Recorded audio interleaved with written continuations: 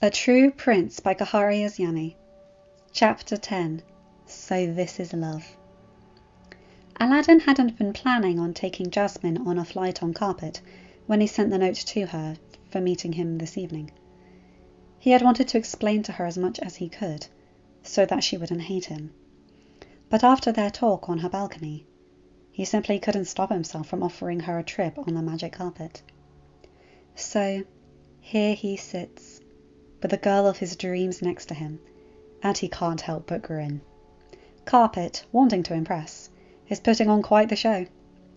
The rug is doing loops in the air, dodging between tall buildings and skimming the water of the bay. At his side, Jasmine laughs freely into the wind, and he feels his stomach do loop-de-loops in time with carpets at the sound.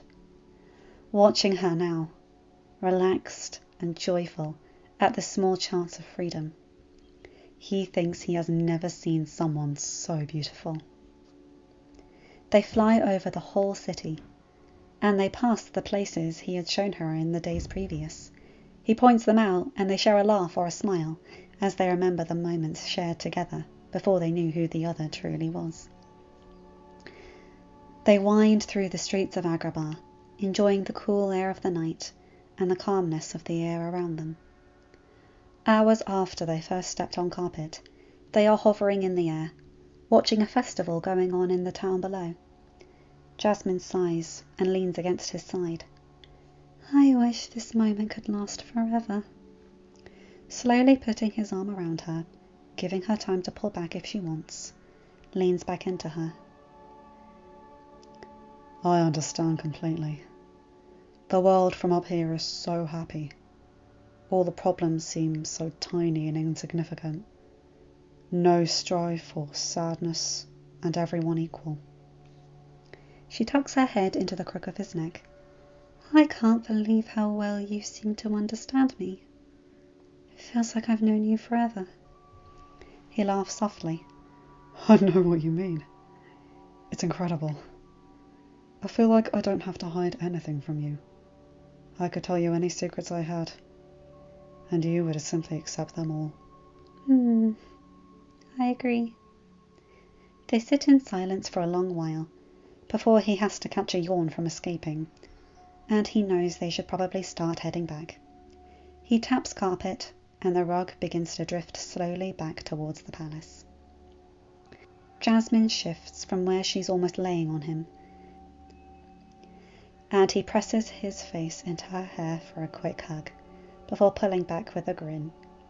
She smiles up at him, and they simply smile at each other until the carpet softly lets them off at her balcony. He helps her up, presses a kiss to her hands with a bow. She laughs in amusement, and he grins at her, still endlessly charmed by her beautiful laugh.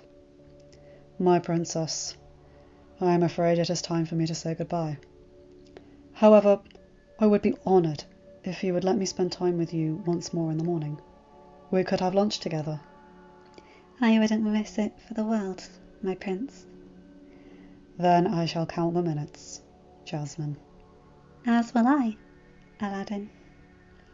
With one final exchange of smiles, he returns to carpet and lets it take him from the princess's rooms. He keeps his eyes on the balcony he just left, already sad to be away, and when they arrive back in his guest quarters, he lets himself fall onto his bed. A huge besotted grin stretches across his face, and though he knows Genie and Abu are curious about what happened, he ignores them, choosing instead to close his eyes and replay the night over in his head. He drifts off to sleep, still smiling, forgetting all of his worries. So this is love. Jasmine does not think she has ever been as happy as she is now. She feels like she is floating as she drifts over to her vanity to grab a brush. She begins to pull the brush through her hair, careful of the knots that have appeared after their flight. If she had had the choice, they would have spent the rest of the night soaring among the stars, never to be brought down by the expectations and problems of the rest of humanity. If it had been her choice, she wouldn't have ever brought them back down to earth. But Aladdin, Oh, Aladdin. Though she knows he felt the same way, had had the strength of will to ground them. For the first time in her life, she thinks there might just be something more important in her life than her beloved kingdom. If he asked, she thought to herself, I think I might run away with him. But he would never ask, because she knows he feels the same way about Deuspara as she does about Agrabah. A sense of duty, of commitment and devotion for this magnificent land full of amazing people. And she falls a little bit more in love with him because of that. She doesn't realize she's humming until Dahlia comes up behind her, helping her get her hair into a simple braid for bed, and asks, My princess, what is that you're humming? I don't think I've ever heard it before. Jasmine stops to consider what she had been humming. Oh, I see. I made it up, Dahlia. It reminds me of someone. A certain handsome prince, perhaps. Jasmine simply gives her best friend a smile and goes back to humming.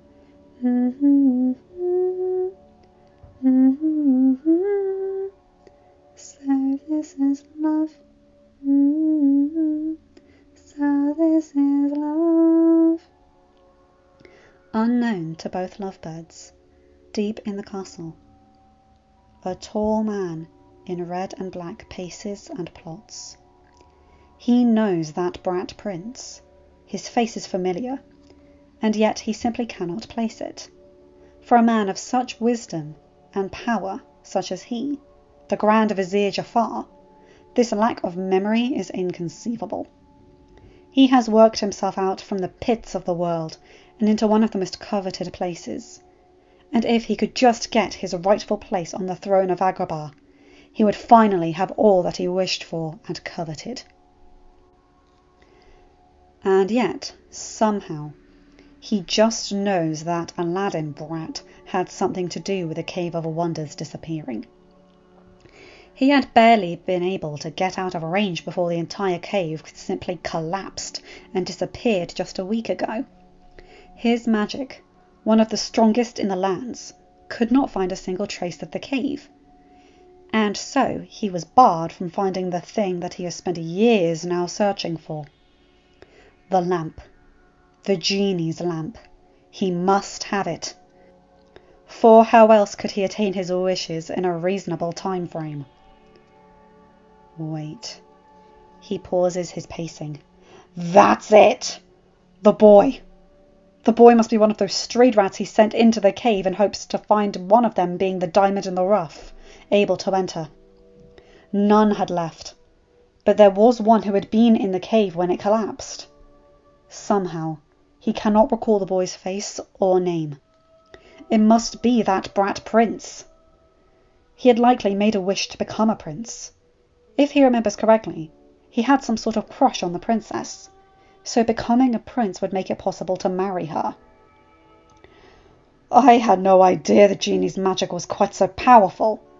I had heard rumours, but to so completely alter reality? I must have it. The boy couldn't have already used all 3 of his wishes. It had hardly even been a week, and even a street rat must understand moderation. So the boy must still have the lamp. I just need to steal it, and I will have the power of the cosmos at my command.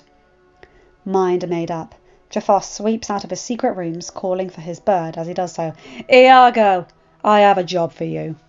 End of chapter. Hi guys, hope you enjoyed that one because that was so cute. Them both humming, Say This Is Love. Underrated Disney love song if you ask me. And them just being besotted with each other. I like that Jafar still is a thing in this, but he doesn't realise how badly he's outclassed. Because, guess what, genius? Genie's free! You're not getting that so easy. Anyway, you guys know the drill. Like, comment and subscribe and hit that bell to get notified whenever I upload a new video. Have a good day, night, or whatever time zone you're in. Bye my guys, gals and non-binary pals. I'll see you in another video. Take care.